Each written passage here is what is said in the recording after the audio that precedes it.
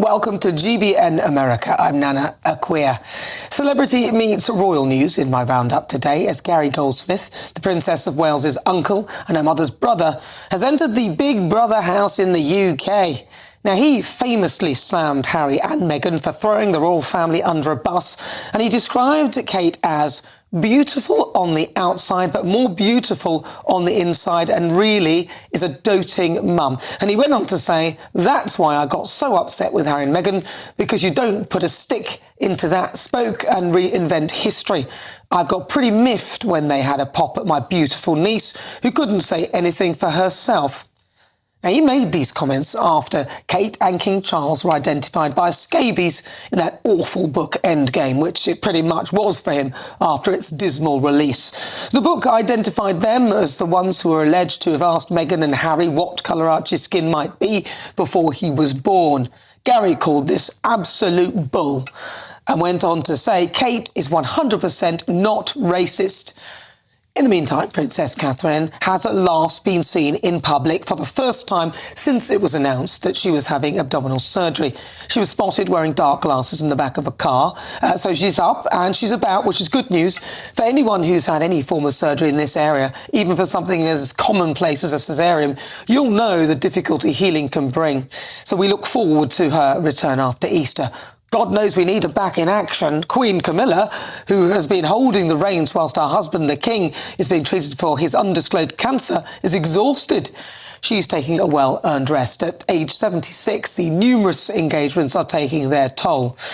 And last but not least, there may be trouble ahead for the Montecito mourners. After licking his wounds, having lost his security case, Prince Harry's marriage is reportedly heading for troubled waters over his plans to temporarily return to the UK. Now, that's according to royal experts. The Duke of Sussex will apparently fly from his Montecito home in Los Angeles and return to his native country to host an event this year to mark the 10th anniversary of the Invictus Games. And if reports are to be believed, Harry wants Meghan to be by his side for that brief visit back to the UK. However, this has apparently caused a clash with his wife's wishes. Meghan has previously vowed never to return to British shores. I'm not surprised. I can't see her being welcomed with open arms by the British public, let alone the royal family. Good luck with that one, Harry. More speculation swirled even after an official statement saying that Kensington Palace made it clear in January the timelines of the princess's recovery, and would only be providing significant update. What happened? Okay. More speculation swelled, even after an official statement saying Kensington Palace made it clear in January the timelines of the princess's recovery, and we'd only be providing significant updates. That guidance stands. However, there has been a first sighting since her operation outside Windsor Castle. So we're joined now by Lady Colin Campbell. Lady C, welcome. Really good to talk to you. So tell us about this photo. It's recently emerged. Sorry? Talk to me about this photo of Princess Catherine that's recently emerged. Well, I'm delighted that she got packed, because the fact of the matter is there have been all sorts of crazy rumours circulating, which I'm sure you are aware of, as I am aware of, and we've all been trying to quash them. So nothing is better than a photograph to quash all the crazy rumours. And as you said in your introduction, which is absolutely correct, abdominal surgery requires a long lead-in recovery period, not only to avoid infection, but also for the healing process, because there are all sorts of muscles and such involved. And I don't understand why people have tried to create a mystery when really there is none, and there should have been none. It's interesting. I think everyone wants to speculate. We love talking about the royal family. Catherine is loved, isn't she? She's incredible. Now, I want to ask you about Big Brother. I used to watch it many years ago. I don't watch it now, although I might. Now, Gary is in the house. Do you think this is a good idea for him to go in? Apparently, he's going to defend the royal family. That's what he's saying. Well, let me put it this way. Every family has one, and the Goldsmith family has Gary. He's according to everybody who knows him, he's a great character, but he's also a businessman. And he's been offered a vast amount of money to go in. He's not a royal. He's just connected to the royal family. It's up to him whether he accepts or not. And up to now, he has proven to be very loyal to the royal family. And actually, in his own way, very discreet, because he's very upfront. And, he sort of makes, he doesn't pussyfoot around. He calls a spade, and he's made it clear what his opinion of Harry and Meghan are. But, putting that aside, let's see what happens. I think it's going to be good entertainment. When I was in the jungle with Susanna Constantine, they thought we would speak about the royals, and we avoided speaking about them altogether. So I would have thought that Gary Goldsmith is going to be very good television, and anything he says is not going to ultimately affect the royals adversely. And why should a connection to the royal family prevent somebody who is not supported by the royal family or the state from earning money? And, it's not quite exploitative if he does it properly. And quite frankly, I think he'll be speaking for an awful lot of people if he says that he thinks Meghan and Harry are pretty dreadful and that they have given him a very hard time. Because remember, Meghan is the one through amidst scabies who has leaked the fact that she has accused Catherine of being a racist. And Catherine can't defend herself.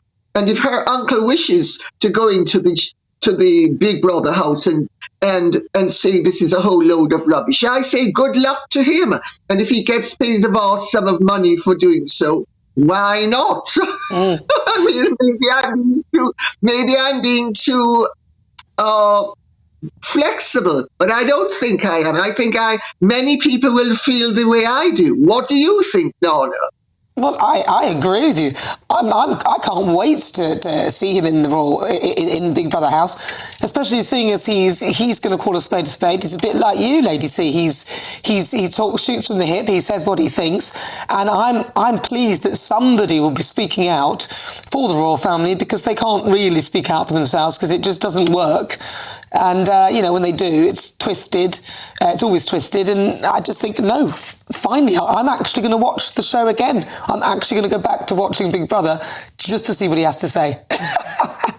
Now, I wanted to ask you about this because Meghan, she's now going back in and she's going to give us another podcast that will tell us more about her and who she is. And, oh, God, really? Another one.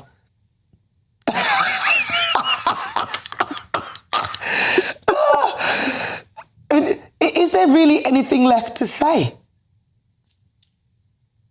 Well, she said it all. She said it 1,000 ways. Nobody wanted to hear it after the third time when people realized it was all rubbish. And every time she opens her mouth, she alienates more of her supporters and gets, a worse reputation. She could have written a book called The Benchmark for Being a Failure, and how to go from being one of the most successful couples on earth to one of the most successful in 4 short years, a few short interviews, and a whole load of rubbish. And I really think there's nothing that the average person, I don't think, who has any sense of decency and any respect for family life and the truth and hard work, really wants to hear a word out of Meghan Markle's mouth. I'm sorry, I think she is a bore. She's proven herself to be a bore. She's proven herself to be box office poison. And she's scratching around now, trying to come up with something that people will find interesting. Well, unless she has a personality transplant, I'm afraid nothing that she says or does is going to be of real interest to anybody except her ever decreasing band of followers. She should have just kept quiet. I mean, you're absolutely right. Every time she says something, it just alienates another bunch of people. Because there are people who really supported her, and now I can find very few, apart from if you go on Twitter, then there's like a handful of them there. But even that number is decreasing. She should have just worn nice dresses, carried on with royal engagements and done what she was asked to do. This can't be better, but maybe she thinks it is, I don't know. But obviously now Harry and Meghan are no longer working royals. The royal family has slimmed down, and Camilla's taking a bit of a break. We've got Sophie and Edward stepping up now. That's quite new, isn't it? Well, I mean, I think he's divine. He's a really nice man. And I don't know her personally, but I have friends who know her very well. And they have very good reports of her. And he's divine. I think it's wonderful. And I would hope that their children will ultimately be incorporated as working royals.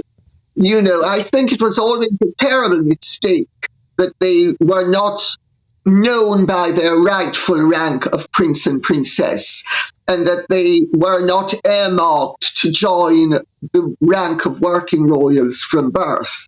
But that happened. It's turned out that we now have too few feet on the ground, and we need Louise and we need James as well for the coming generation. Otherwise, we're going to have far too few royals. And we can't have that. Well, I love the royal family. We all love the royal family. Most British people realise. Better than a bunch of politicians. Lady Colin Campbell, thank you so much for joining me. That is the fabulous Lady C. Brilliant. Switching gears now and heading across the pond to LA, where Perez Hilton can give us all the latest on the celebrity front, news, gossip. Perez, for those who don't know, Geri Halliwell is Ginger Spice from the Spice Girls, and sadly, she seems to be wrapped up in some sort of drama with her husband, Christian Horner. Tell us more. Well, how could anyone be married to Ginger Spice and take her for granted? That's exactly what allegedly happened with her husband. And F1 is a huge deal worldwide, but not so much in the United States. However, I live in Las Vegas now, and we had a big F1 race here last year, the first one ever. So I'm paying attention to F1, and I'm also paying attention to these texts that he allegedly sent to a female colleague. What's especially interesting to me is not the actual text, like, you know, dumb dudes are going to say dumb things. It's wholly inappropriate. What's troubling to me is that just a few weeks ago, the company that he's a part of, Red Bull Racing, they did an internal investigation and they determined that nothing inappropriate happened. But if we are to believe these texts, which I don't want to repeat, I think that's inappropriate. So how could they determine nothing inappropriate happened, and then I read these alleged exchanges, and that to me seems very inappropriate for a supervisor or anybody to say in a professional setting. Well, it all depends on whether somebody has maybe manufactured these or whether they're true. They might not be true. It's quite a competitive area, and apparently one of the bosses doesn't really like him, or they want to get potentially someone saying that he's not, they kind of want to get rid of him, but apparently he's very good at his job. I just do find it a bit, I can't fully take it seriously that this is definitely true. A, because you've got Ginger Spice, why would you do that? And B, because, well, he's kind of got everything. Why? It doesn't really add up as far as I can see. I mean, you look to be very young, but I'm an old dinosaur. And I remember, look back 20 years ago and something similar happened with Ginger Spice's Spice Girls queen, fellow posh Victoria Beckham, and David allegedly cheating on her, sometimes men are going to do dumb things, and women too. It doesn't have to do anything with gender. People make mistakes, and it doesn't necessarily mean the end of the marriage for Jerry and her husband. But like you said, it all depends on the veracity of the claims. Right now in the United States, there's a big scandal with a TV personality here named Andy Cohen, who's been accused of allegedly doing narcotics, cocaine, with some of these Real Housewives stars. And if that is determined to be true, I think his career is definitely in jeopardy. Oh, I know, it's such a tricky web that we weave. You have to be careful because there are those out to get you as well as your own foolishness that could get you in trouble. Now, moving on to Jeremy Clarkson. In this country, in the UK, we love him. He's pretty much a global star anyway. But he said that he reckons that the woke has kind of destroyed everything. He thinks that the woke agenda is destroying the way things are said, even in all sorts of programmes and shows. Shows like Seinfeld and Friends, half of these probably wouldn't be allowed if that agenda was there at the time. Well, I would counter that anything in the extreme is bad. And I think much worse than wokeism is this explosion that we've seen over the last few years of conspiracy theoryism.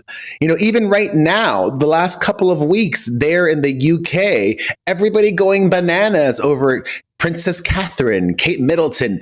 Where is she? Why don't we know this, that, the other? And it's like the craziest possibility is not always accurate. Like even yesterday, she was finally seen and Katie Holmes was trending because dumb people are speculating that it was Katie Holmes and not the Princess of Wales. I don't like the word woke or wokeism, but as somebody who made a lot of mistakes in the past, I do try and be mindful of others. And I believe that we should not be a world full of Donald Trumps saying absolutely everything that we're thinking in the most harmful way possible. I'm a centrist, and I believe that if we all function somewhere in the middle, the world would go a lot more smoothly. I hear you, but some people would disagree with you and say that Donald Trump is in the middle. He shoots from the hip like most people, and they kind of want somebody who's just going to say it as it is instead of sugarcoating it like half the politicians these days, or simply lie, as a lot of them do. But let's not delve into politics, because I'm not sure whether our politics is similar. But what about this? Now, your namesake, Michael Jackson's daughter, Paris. Years ago, there was a story that Michael Jackson asked Paul McCartney, what should he do? How can he make more money? Or where's a wise investment? And Paul McCartney suggested that he should invest in songs and music. And so then Michael Jackson then went and bought the Beatles' back albums, which wasn't really the best. But recently, Paul McCartney was seen sitting next to Paris, which is Michael Jackson's daughter. It looks like if there were any issues, there's no issue there.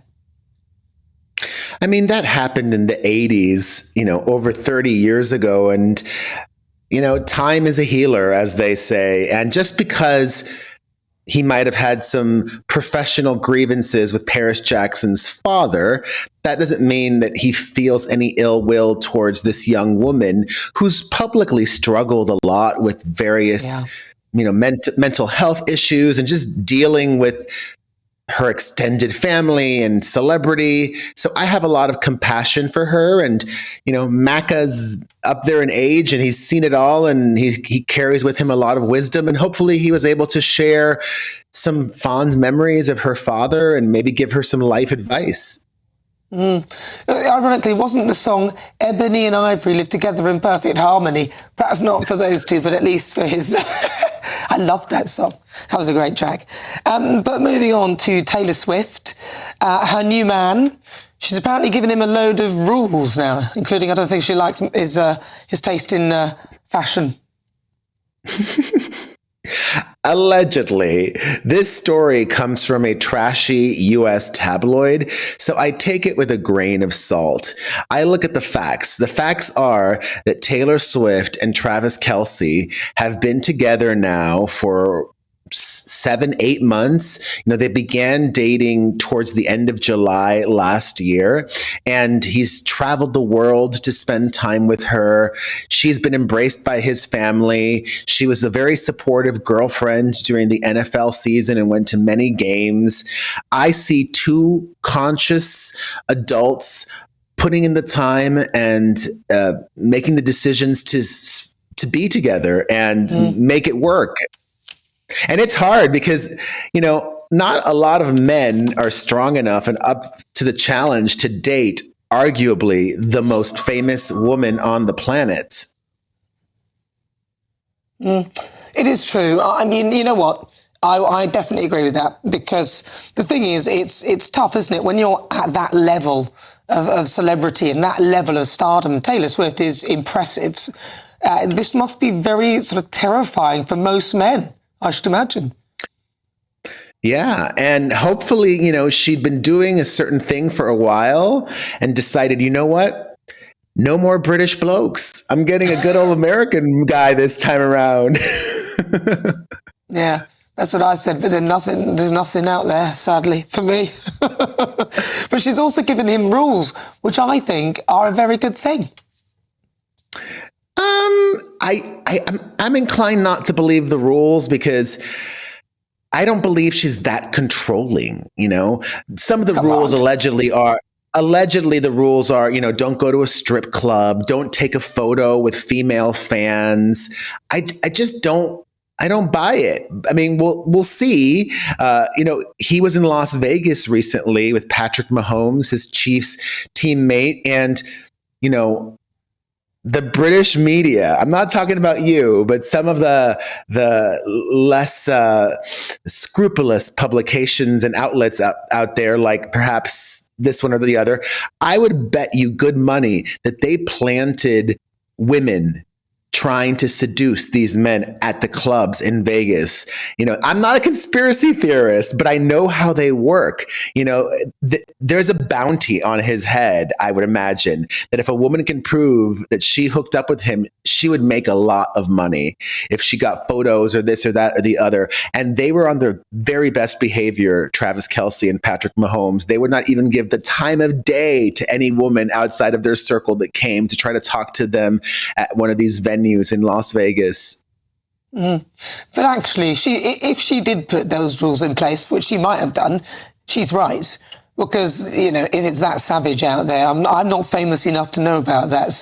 But if it is that savage out there, then Taylor Swift is absolutely right. And to be fair to her, you don't get where she is without having a level of ruthlessness.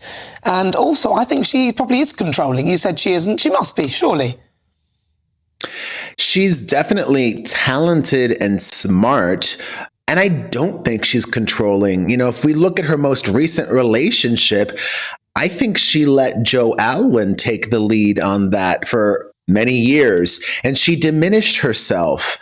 And who we're seeing now with Travis Kelce is who she really is, and she feels very comfortable with him and being herself and not having to hide, which I find refreshing. Because why do you want to live your life, paranoid about the paparazzi taking your photo or having to have dates just indoors all the time?